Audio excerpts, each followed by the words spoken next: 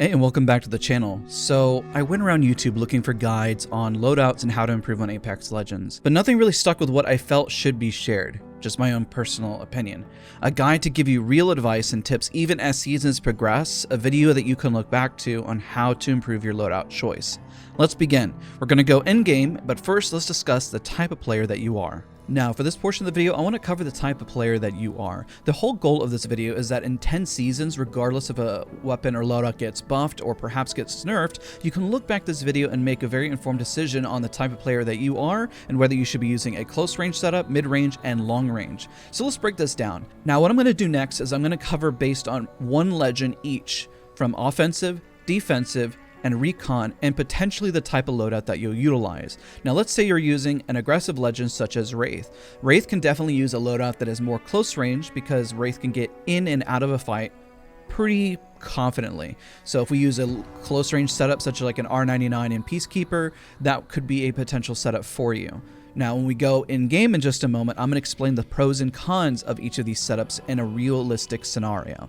Now, let's just bucket in and say you are a defensive legend. A defensive legend may be anchoring and holding a position or angle more, so maybe a mid-range or long-range setup such as a longbow or an SMG might be more ideal. Let's say that you are an off-angle legend such as Valkyrie, Pathfinder, or somebody who gets an angle on a roof or a building. You might be more mid-range.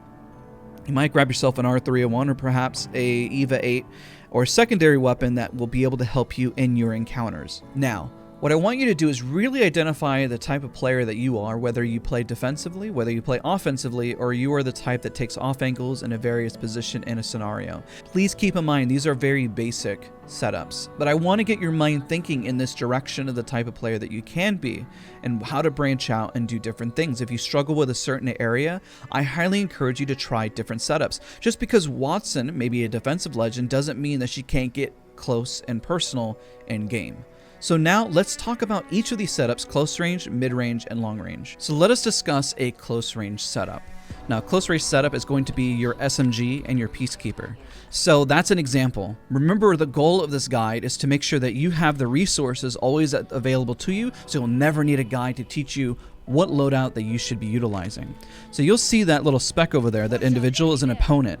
Now, I do not have the resources to be able to get shots off at this distance. I might be able to land a few shots and kind of scare them away, but my headshot multiplier does get removed on SMGs. And also, even with the charged choke, this is going to be a very difficult shot to even land any sort of damage. So if I'm shooting at this distance, you can see that the star spreads and that I'm not going to be able to do very much from here. So this is the downside of a close range setup. Now, let's say you are in a more of an enclosed space or building. Let's say you were using a more defensive legend like we mentioned. Having this setup is actually extremely powerful. You'll be able to hold an angle, you'll be able to peek with a shotgun, and you'll be able to have that distance. So probably the question you're asking is like, well, what if I'm playing an offensive legend, I'm holding a top, what can I do? Well, that could be more of a floater position. Let's say you're kind of floating around in the outside while two of them are hunkered down up top. You can definitely hold the angles up here so you work as, like, let's say like a gate. Right? Or you could work your way into a fight. Most individuals always ask me, how do I work my way into a fight? By using cover to cover. Keep in mind, you could switch guns if you wanted to, or change loadouts if that was applicable for you. But in this instance, if you keep working your way into the fight by using cover to cover and getting closer and closer, then you're going to bridge the gap. And most of the time, individuals don't, well, no, they're not always going to look at you. They might be a little distracted, and you can work your way into a fight. You can use your utility to push in. Let's say if you've done a lot of damage, I can definitely use my Loba Q to get height. Let's say I wanted to throw myself over to the building instead to get an off angle. That's always a possibility, but as long as you're working your way in. Now, let's say the question is, what happens if I work my way up to a point where there's just an open field? Well, you need to be able to get a crack at this angle. You can definitely take height and hold an angle here. Let's say this person peek back over here, or I can peek over to the right and take this angle instead and perhaps look over here. But this is, you got to know your ideal range with each of these loadouts, because if you have these resources and let's say they keep running, you can definitely use your abilities to do so. That doesn't mean you can't do it as, let's say, a defensive legend. What I just did, I didn't use any abilities to work my way in. That's the beauty of it. But if you're floating around a position and you need to work your way in, that is where you have to understand your limitations with close range weaponry. Now let's give the example if you were playing in ranked and you had this position but you weren't able to deal damage. You still need to find a way in. Let's say the zone was pulling over here and we were gating a team that was running up here. Well, you still want to make your way in just a little bit, because this position is going to be much easier to land shots than the position all the way to the far back over here. So use the space at the best you can, and let's say you're holding and the zone is right out in the open and you just can't land any shots. Well, it might be time to rotate to a better spot or a better zone. Is the zone going to pull where we're at? The answer is going to be no. The zone is most likely going to pull over to the left side of the map or upper side of the map, and if it does pull towards us, well, that's awesome as well. But just play your space. Let's say the zone is pulling towards us and we decide just to hold that position. Well, the looter or the defensive or the more close range legend can definitely run around and keep looting and grabbing those materials. Now, if you have any further questions, comment down below about close range. We discuss high level what happens when you have the disadvantage, how you can close the gap, where you're strong at, and let's discuss a long range setup. Now let's notice where the zone actually pulled here. Let's say you were a long range setup and you decided to actually hold up top like we were discussing earlier. Keep in mind this is one example and we can literally cover every single POI, but I'm pretty sure we'd be here for a long amount of time, so I want to try to make this as efficient. A long range setup is going to be anything regarding a marksman weapon such as a G7 Scout, 30-30, Sentinel. Just think of that single high burst weaponry no matter what comes out in the future. Let's say it's 10 seasons from now, you know what a long range setup is. So you got your sight, whether it's a 4x, something along those lines that is going to help you snipe. Let's say you kind of team out in rotation. The downsides of snipers is going to be if you get caught out behind. Remember, the close range setup is going to try to close the gap and move their way in, right? Let's say I saw somebody and I took a shot and I said, oh my gosh, I cracked him. But we're outside a zone. Let's say we knew that this team was isolated and we wanted to actually push this. This is where you can use your tactical or your abilities to play catch up. If the idea is to push, if that's what we want to do. So let's say we're going to push forward and push and the team is all in alignment, or just make sure you don't get too far behind. I really don't like giving the advice to use utility to catch up, but in this instance, if the decision was made very late to actually push and the person was further out and they were making a play, you're gonna have to close the gap somehow. But the idea is that you don't get too far behind. That is one of the weaknesses as a sniper, is getting too far behind and then getting caught at a position because you were the one that was late to the fight. Usually what you want to do is always be around your teammates and making sure that you're moving along with them, rock to rock and position to position. So if I'm moving position to position and I'm right with, let's say, my aggressive legend, let's say they were booked right here and I was right here, and then I claimed I hit somebody here, I headshot him, then we can work our way in and start crossing. Then your other teammate will know that you have created an opening and created space. That's really what somebody who's doing poke damage, somebody who's doing that utility, has their strength. Now, if you're using a long range setup, you have to realize your biggest weakness is going to be close range encounters like this. If you start breaching and building, this is why it'd be ideal for you to load out with, let's say, an SMG or a shotgun. It is applicable to use, let's say, an AR such as an R301 or Flatline, but you have to be careful because the DPS is not going to be good as, let's say, a Peacekeeper. So if you notice that they have a Peacekeeper and they're holding the angle, you trying to fight a Peacekeeper with, let's say, a Flatline or an R301 is not going to be ideal. So you want to play your positioning smart and play your angles to make sure that you can win that encounter. So let's break down the reminders of what we covered for long range loadouts. You got your sight. Do not fall behind. Please, please, please, please. Anybody who has a friend who is sniping, please do not fall down behind your teammates. You want to play aggressively. You want to play angles. You want to play positioning. If I was a sniper, this is a great spot. If my team says this is not going to be the zone in which we're going to pull to, then you need to rotate with your team and start moving to that ideal spot. Think of yourself as a front line. That's how I play Watson.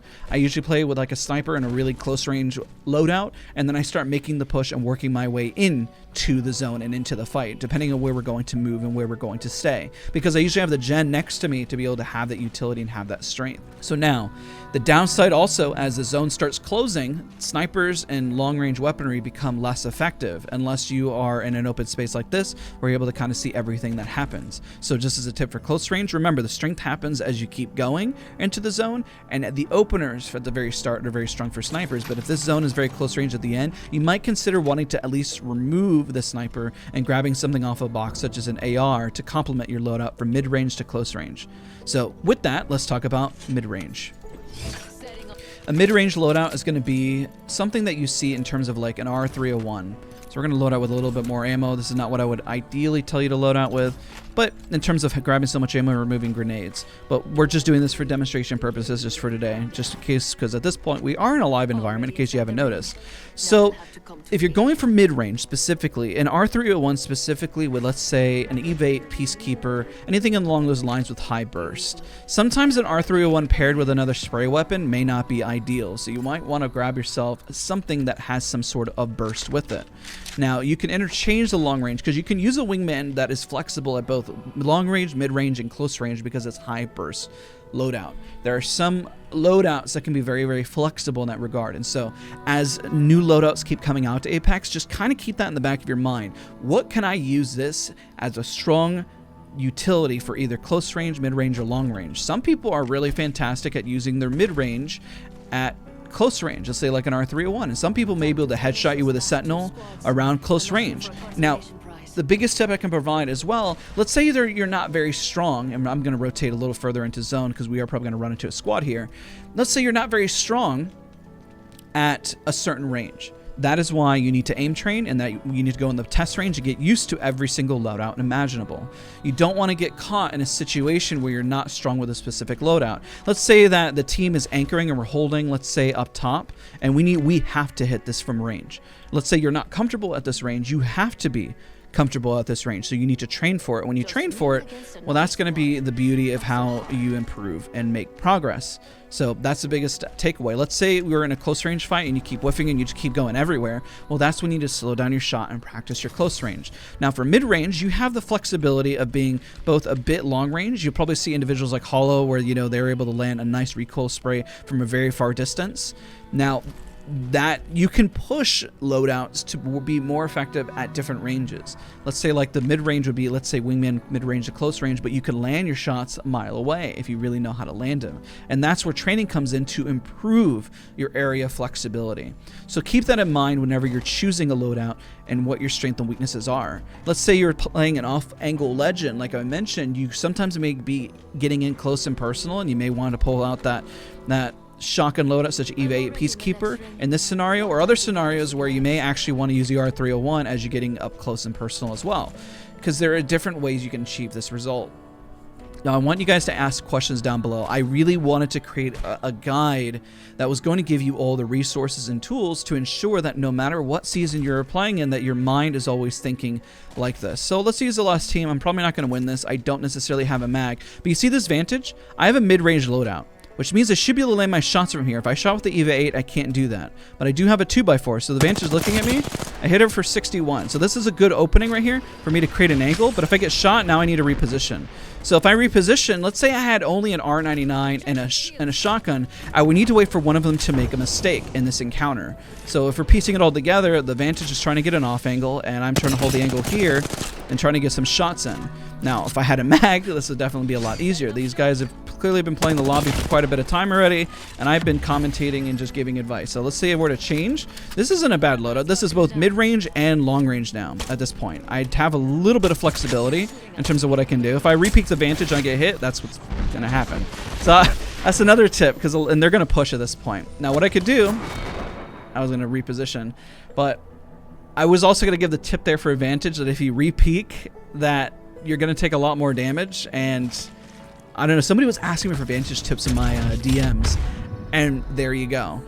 If you're ever facing a Vantage, don't ever re-peek. And then also, if you are on the receiving, or you're trying to be the Vantage, don't necessarily hold the angle because they know where you're going to peek. If you're watching it, the individual who DM me, this one's for you, essentially, at the end of the video, a little Easter egg. So I do read a lot of comments, and I do read a lot of your DMs. Sometimes I'm not able to get everything, but I essentially do the very best I can.